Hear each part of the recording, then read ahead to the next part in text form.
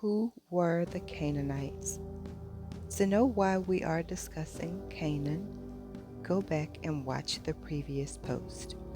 This is the second post in a 4-part mini-series breaking down the lie of the curse of Ham, and each piece is important for an overall understanding.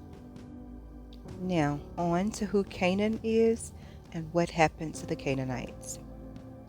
After the flood, where we get the whole story of Noah's Ark, Canaan's descendants settled in the land later called Canaan, which includes parts of modern-day Israel, Lebanon, Syria, and Jordan. Canaanites were living in the Promised Land before Israel. By the time of Abraham, in Genesis 12:5-6, the Canaanites were already in the land. Canaan was the father of nations like the Hittites, Jebusites, and Amorites, people who lived in the land of Israel and Lebanon.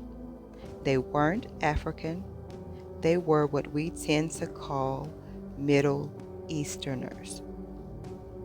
When Israel left Egypt and entered the Promised Land, they were commanded to drive them out, and they did, somewhere around the 1400s BC. Deuteronomy 7:1-2. When the Lord brings you into the land and casts out many nations before you, the Hittites, Girgashites, Amorites, Canaanites, you shall utterly destroy them. The book of Joshua tells us that Joshua led military campaigns to defeat Canaanite kingdoms. Canaanite kings and their armies were slain or subjugated. Joshua 11:23. So Joshua took the whole land according to all that the Lord had said. Joshua 17:13. Even when not fully driven out, Canaanites were made tributaries.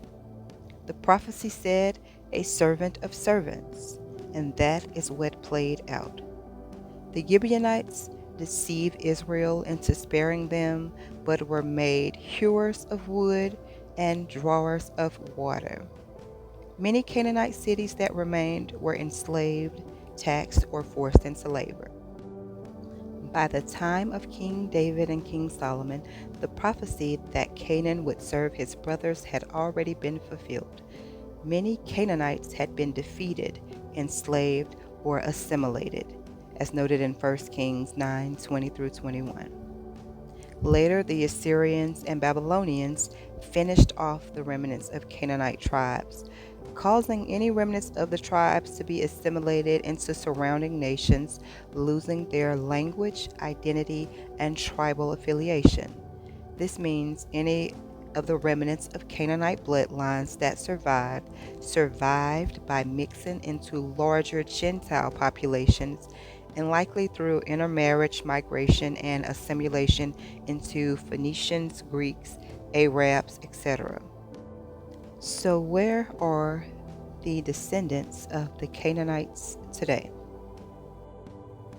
According to modern genetic studies, Canaanite DNA still survives today.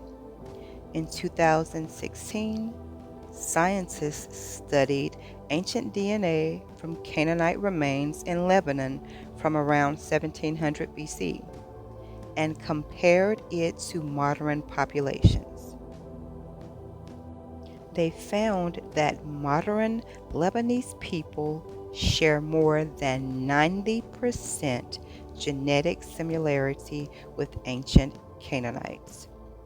So if the Lebanese people carry the most similar genetic makeup of the Canaanites, and the curse was only on Canaan and was a prophecy fulfilled in ancient times, what does that have to do with us? Absolutely nothing. We're not Lebanese, we're not descendants of Canaan or any of Ham's sons. It has always been a lie to hide the truth. Follow me to the next post to learn why and how Black people ended up in captivity.